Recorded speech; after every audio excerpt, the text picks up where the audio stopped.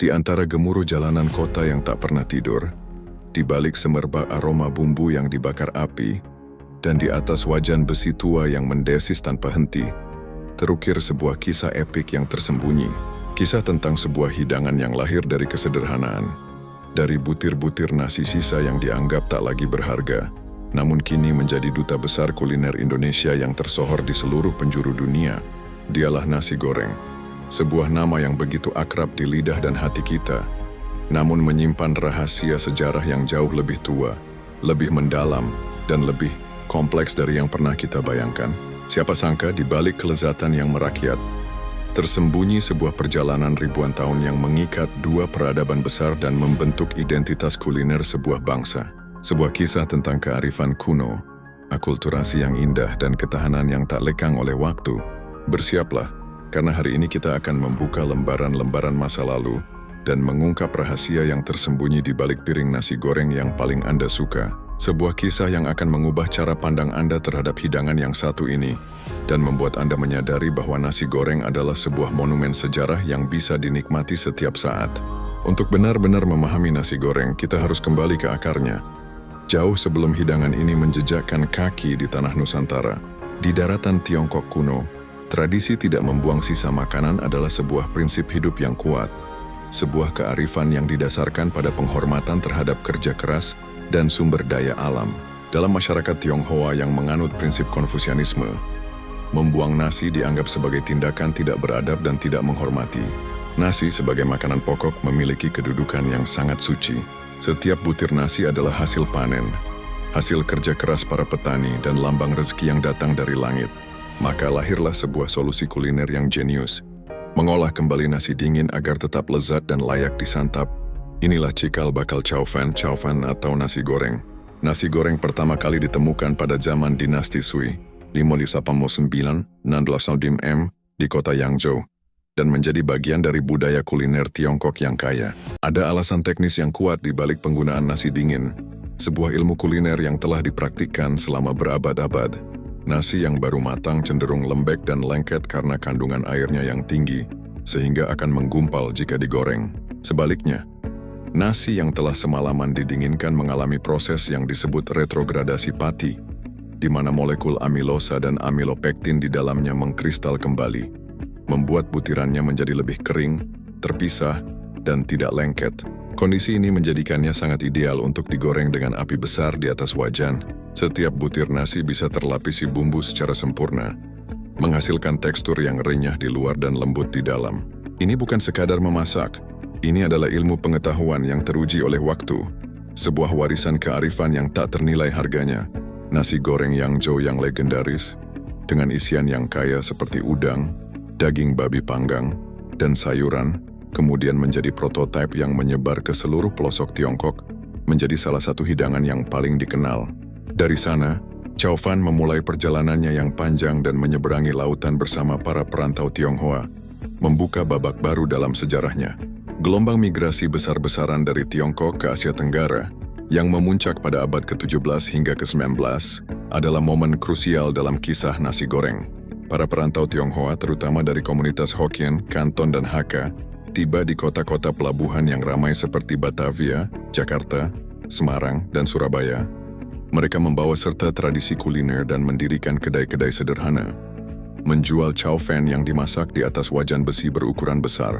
Alat masak ini, yang dikenal sebagai wajan di Indonesia, menjadi simbol dari perpaduan budaya ini. Wajan yang menjadi saksi bisu dari mana kepulan asap, percikan api, dan aroma bumbu yang digoreng mulai menarik perhatian masyarakat lokal. Namun disinilah keajaiban sesungguhnya terjadi. Akulturasi, para perantau Tionghoa mulai berinteraksi dengan penduduk lokal dan mengadaptasi resep mereka dengan bahan-bahan lokal yang melimpah. Bumbu-bumbu Tionghoa yang cenderung asin gurih berpadu dengan rempah-rempah Nusantara yang kaya rasa dan pedas. Minyak babi yang biasa mereka gunakan digantikan dengan minyak kelapa yang melimpah, menghasilkan aroma dan rasa yang berbeda. Namun, perubahan terbesar datang dari rempah-rempah seperti bawang putih, bawang merah, cabai, dan terasi yang memberikan kompleksitas rasa yang tak pernah ada pada chow fan asli. Elemen paling penting yang lahir dari perpaduan ini adalah kecap manis. Bumbu otentik Indonesia ini, yang terbuat dari kedelai yang difermentasi dan gula aren, memberikan rasa manis, legit, dan warna gelap yang unik, mengubah total karakter nasi goreng. Jika Chow Fan Tiongkok adalah hidangan yang cenderung berwarna terang dan asin, nasi goreng Indonesia adalah hidangan yang gelap, manis, pedas, dan kaya rasa.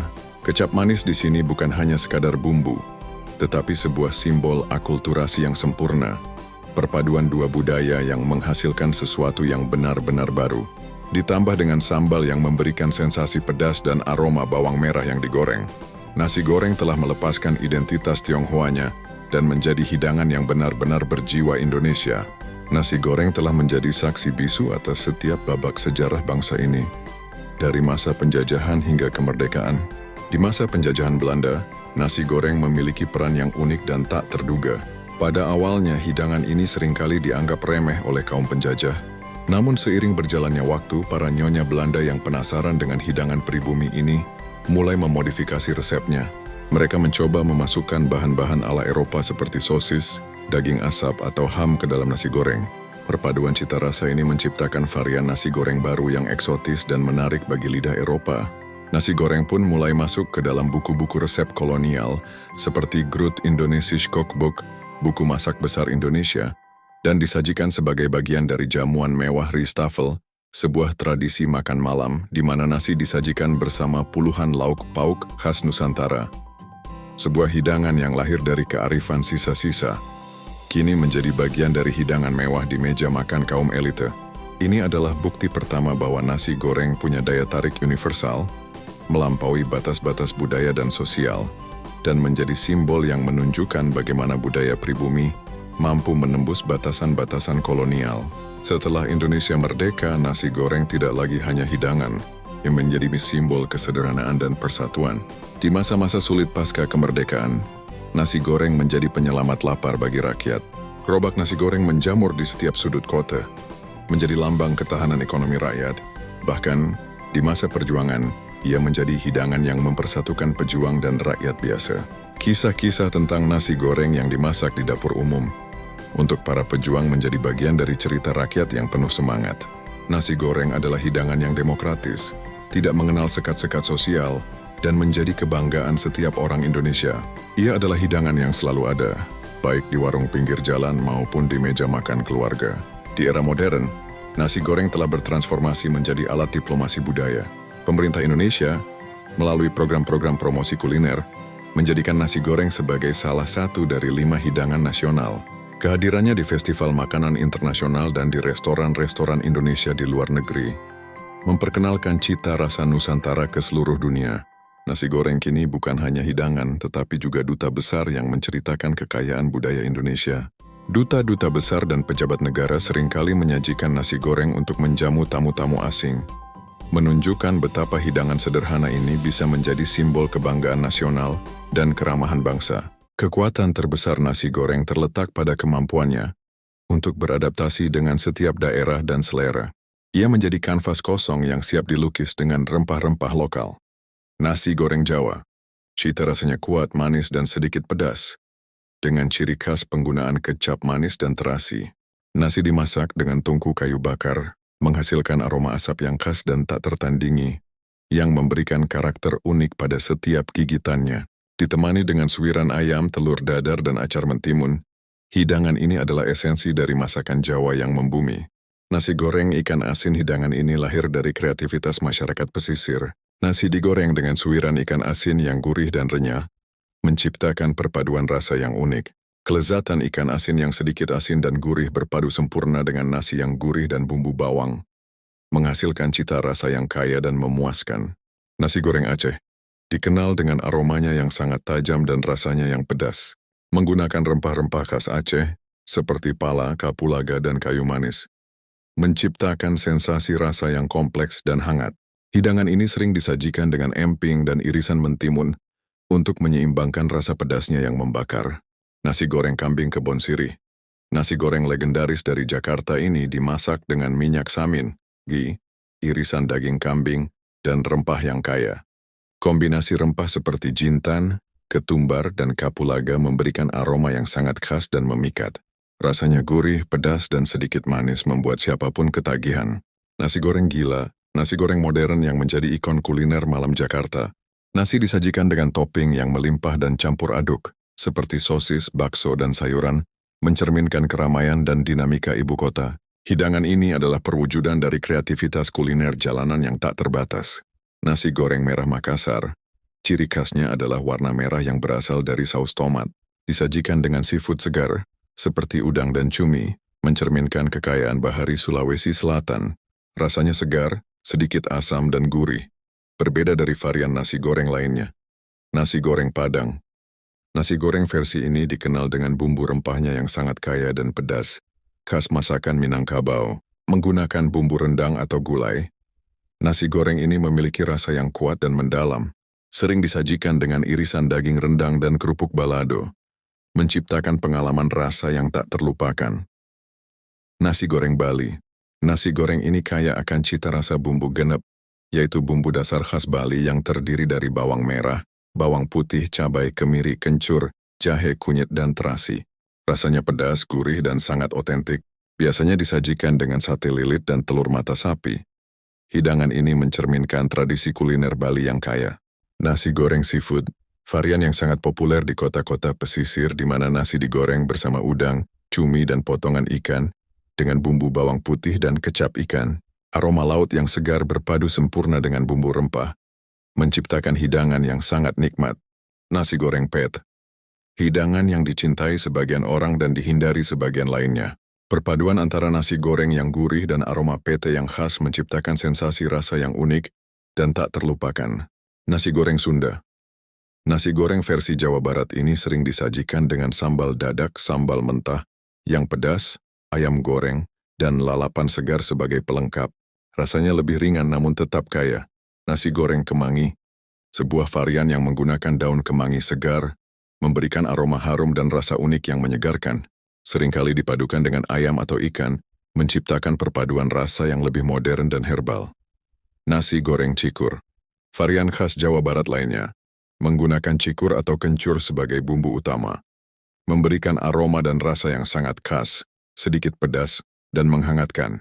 Setelah kita menelusuri jejaknya yang panjang dan penuh liku, kita sampai pada jawaban terpenting. Mengapa nasi goreng adalah cerminan jiwa Indonesia? Jawabannya terletak pada 3 pilar utama. Kesederhanaan yang membumi. Nasi goreng lahir dari nasi sisa dari kearifan untuk tidak membuang. Ini mengajarkan kita untuk menghargai apa yang ada, dan bahwa kebahagiaan sejati bisa ditemukan dalam hal-hal yang paling sederhana. Di tengah kesulitan, ia menjadi solusi kreatif yang tidak hanya mengenyangkan, tetapi juga membangkitkan semangat. Fleksibilitas dan akulturasi. Nasi goreng mampu menerima dan beradaptasi dengan setiap bumbu, budaya, dan rempah yang masuk. Ia tidak pernah menolak. Ini mencerminkan jiwa bangsa Indonesia yang terbuka, ramah, dan mampu berharmoni dengan berbagai perbedaan, sesuai dengan semboyan Bhinneka Tunggal Ika. Kekuatan untuk bercerita. Setiap nasi goreng punya kisahnya sendiri. Di dapur rumah tangga, ia adalah cerita ibu yang penuh kasih sayang. Di gerobak kaki lima, ia adalah cerita perjuangan dan harapan. Di restoran mewah, ia adalah cerita kesuksesan. Nasi goreng adalah sebuah kanvas, di mana setiap orang bisa melukis cerita mereka sendiri. Menjadikannya lebih dari sekadar makanan, melainkan sebuah narasi yang hidup. Nasi goreng adalah simbol kebersamaan, kreativitas, dan akulturasi. Ia adalah warisan hidup, yang terus berevolusi dan tetap relevan hingga kini. Jadi lain kali saat Anda menyantap sepiring nasi goreng, ingatlah bahwa di balik setiap butiran nasi, tersimpan kisah epik tentang peradaban, persatuan, dan kearifan lokal. Ia adalah sebuah monumen sejarah yang bisa kita nikmati setiap saat. Masih banyak lagi kisah kuliner Indonesia yang tak kalah menarik untuk diungkap. Penasaran dengan rahasia kuliner Indonesia lainnya? Jangan lupa tekan tombol subscribe dan nyalakan lonceng notifikasi, agar tidak ketinggalan kisah-kisah rasa yang penuh kejutan dan sejarah dari channel ini. Sampai jumpa di video berikutnya.